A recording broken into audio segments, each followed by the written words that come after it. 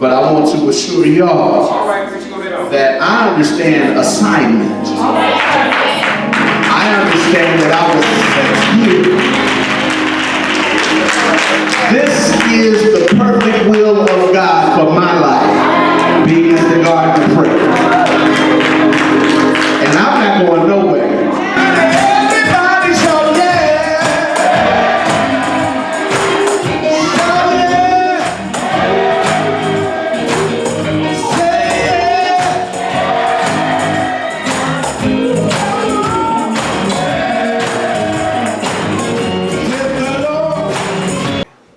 Greetings and God's best to you. Wanted to take a moment to share a thought I had with you. We thank God for you being on with us today. As always, I'm representing the Garden of Prayer Church of God in Christ here in Cleveland, Ohio. Our building is located at 11821 Brookfield Avenue. And I am the proud pastor. This is John Dunn. I serve as the pastor of this church and these wonderful people. Let me take a moment, first of all, to my Garden of Prayer family again to tell you just how grateful I am for the love you showed me on my birthday. All sorts of cards, letters, a bunch of shout outs on Facebook and Instagram and Twitter, and the video y'all did. I mean, that meant a whole bunch to me. I just want y'all to know that it really blessed me tremendously for that. To be someone who people want to celebrate is such a blessing. I'm glad to see 51 years, and we're going to continue to keep moving forward and progressing, but I want you to know that encouragement meant the world to me. God bless you forever for that. But I want to share just this thought I had the other day. I was at the house in the backyard, and I was thinking about my friend and my brother, my cousin, my mentor, my former pastor, Dr. Walter Jordan II. Many of you know he passed this year totally unexpectedly in January.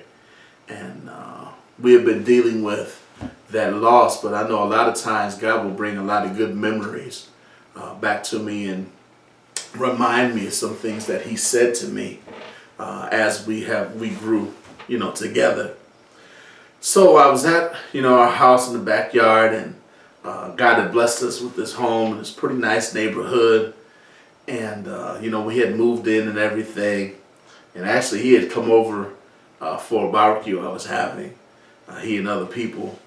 But my wife, and y'all know Lady Holly, y'all keep praying for her. She was dogging me out because I had this old red Ford truck. I mean, it was old Ford truck, red truck, all sorts of rust, and I mean, it looked horrible.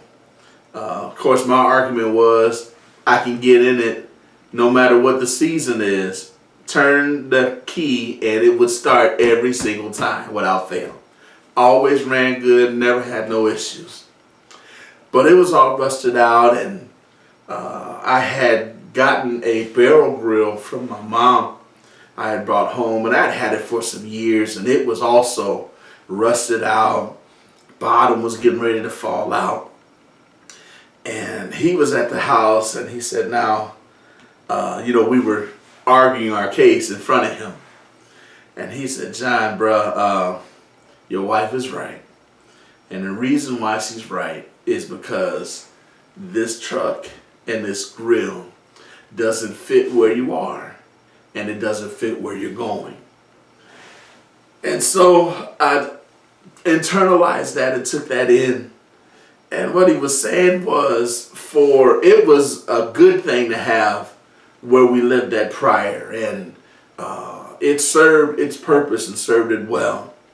But the place where we were then was not the place where we used to be. In other words, yes, we had the truck, and it had been faithful, and it had been good, but it didn't fit now where we were, and it definitely wasn't something we needed to take with us where we were going. So I wanted to pose that same thought to you today as we are continuing to progress in God.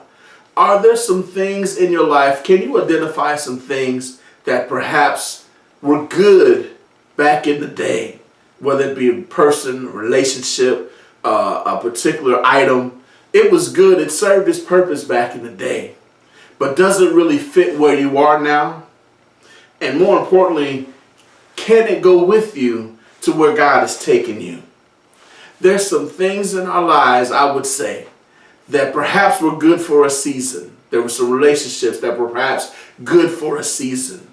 There were some things, some places, some things we would do that back in the day was okay.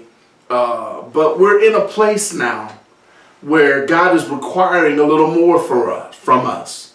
We're at a place where God has elevated us, preserved us, and brought us to another place in Him, another level in Him, another dimension in Him. And maybe those things, if you look at them and you be honest with yourself, they don't really fit where you are currently, and they don't fit where you're going. I've said it before and I say it again. Everybody can't go with you where you're going. Everybody can't fit where you are or where you're going to be taken to. There are some things that we have to sometimes let go of in order for us to really receive what's next for us. I wouldn't have been able to purchase another vehicle, to get another grill, while I was still holding on to the stuff I had once had. We have to understand and discern sometimes when things have run their course, when things no longer serve a good purpose in our lives. I like that truck. I like that grill. And I'm sure I had some more miles I could have rode in that truck. I had some more meals I could have cooked in that grill. But they had run their course. They really weren't up to par with where we were, and certainly not where we were going. So I want to pose that question to you again. Are there some things in your life that perhaps were good at one time, but where you are now, it really doesn't fit where you are? And then look at those same things and see, do they fit where I'm going? You'll discover that when you're in God, as you continue to grow, as you continue to learn, sometimes you have to put some things down. Sometimes you have to let some things go in order to elevate. So I want to encourage you as you progress in your relationship with God, continue to elevate in Him. And don't be afraid and don't be stubborn to let things go that really don't have a place in your life. Let relationships go that really don't fit where you are now. Some of those relationships you had when you weren't saved, they're cool and you'll always have love for those people, but they don't necessarily help you, encourage you in the things of God. So perhaps it's time for you to let those things go, but also get ready to embrace the new things that God has for you. The Bible says that when I was young, I acted like a child. I did things as a child. I operated with a child's understanding.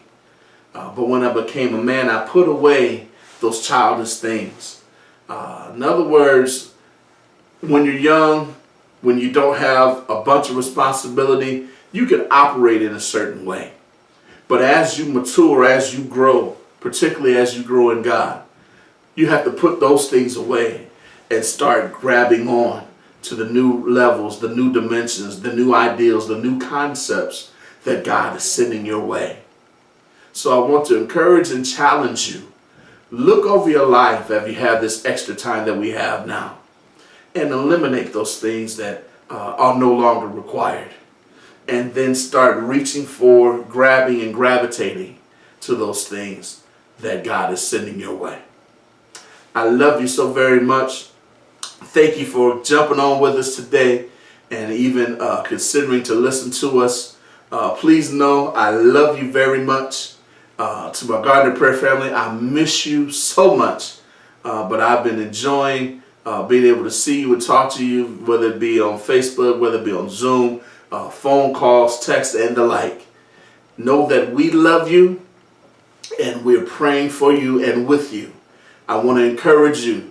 Join us on Thursday for our prayer call at 7. And then also be back with us 11:30 Sunday We'll have our posting on YouTube, also our posting on Facebook, and also those of you that had the Band app, I'll be posting that on the Band app as well. Until we see you again, I love you. God bless you all.